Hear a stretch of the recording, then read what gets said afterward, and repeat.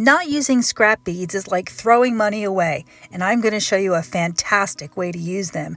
And even better, I'm going to use something I found at the thrift store with those scrap beads. I was shopping just last week and I came across this bag of these vintage tart tins. And they're kind of a pastry supply kind of thing where you can make little tiny tarts. And I find them at the thrift store every once in a while. And I found this giant bag for only $2. Once in a while, I've seen these upcycled into Christmas tree ornaments. Well, I have enough Christmas tree ornaments, so I thought, why not use them and make some type of garden art where I can use up some of my scrap beads. And when I do projects, I'll pull out more beads than I need, and I keep them in little bowls all over my workbench, and before you know it, I've got beads all over the place. And if it's an expensive bead or something fancy, I put them back in my bead boxes. But a lot of beads I have are just like the crystal, the glass beads, and they're like a dime a dozen. I mean, I have tons of them. So what I'm going to do is I'm going to make a garden sun catcher, and I'm gathering my supplies. I have a wood block to hammer onto, a nail, and a hammer. And then I have some of my beads. All different types of beads, a real mixed bag of different sizes, different materials. Here you can see I have one that's like, I think it's an old part of an earring. I have some crystal beads, even little chandelier crystals. There's a seashell from the last video I did of how to drill a hole in a seashell. If you haven't seen that, I'll link it above and below. Now that I have all my materials together, all I need to do is choose which tin I want to use. And I'm going to go with one of the circular ones, one of the round ones. And we're going to need to make some holes in this tin, and we're going to need a hole at the top, which is going to be where we will hang our string. After we have that hole, then we will punch some other holes around the sides, which we'll hang our strands of beads from. Now, instead of punching the hole through the inside like this, I'm going to flip my tin over and I'm going to punch it through that side. And that's because when the nail goes through, it's going to make kind of pointy ends that are going to stick up. So I'm going to take a marker and mark my center. You don't have to do that if you've got really good aim.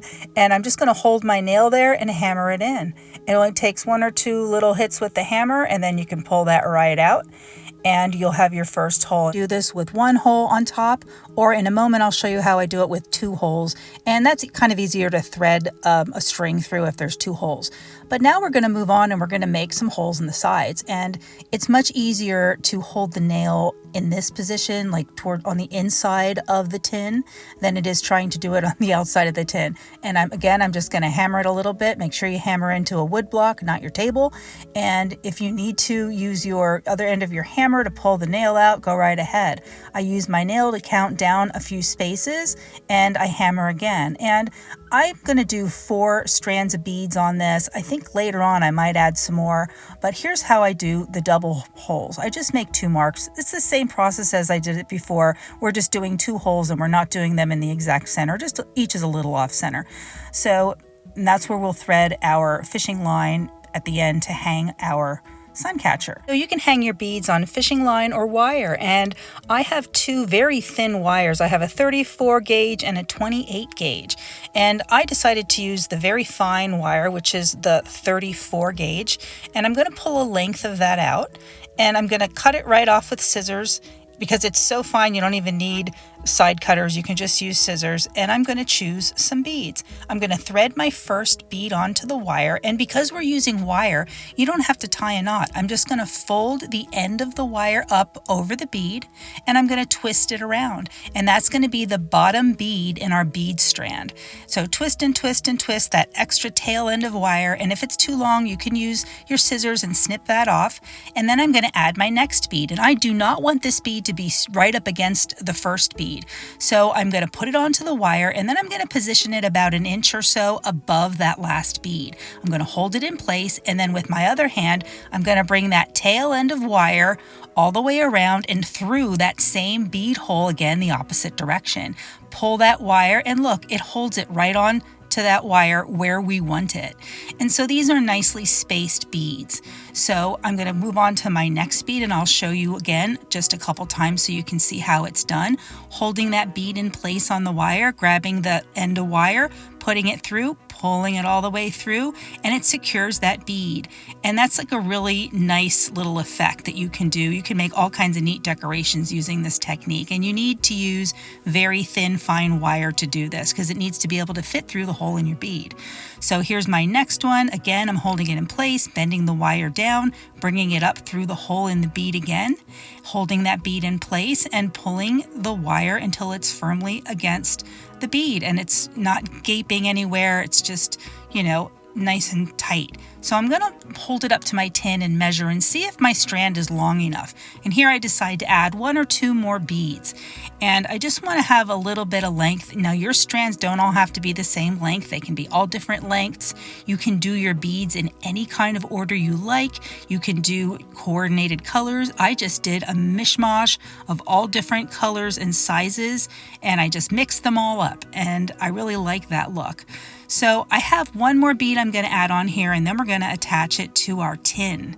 So I skipped showing you that because you've already seen it 4 times in a row. And I'm going to just measure it up again and thread the wire in through the inside of one of our side holes. I'm going to pull the wire through, and then I'm going to bring it down, and you can either take it through the hole again if you want to make it really secure, or you can just start to wrap it. Just like we did with that first bead on the end of the wire, we're just going to wrap that tail end of wire around a whole bunch of times till it's nice and secure, and then you can take scissors in the end and you can snip that little bit of tail end of wire off. Be careful when you do that you don't cut your bead wire. So here's the next strand that I did. I cut a lot of this out so you don't have to watch it over again, but I'm just gonna make 4 of these strands of beads. And here's a close-up where you can see I'm putting that tail end of wire back through the bead, pulling it through, and it will nicely hold that bead right on the wire. Now I'm going to show you how I attach the hanging string.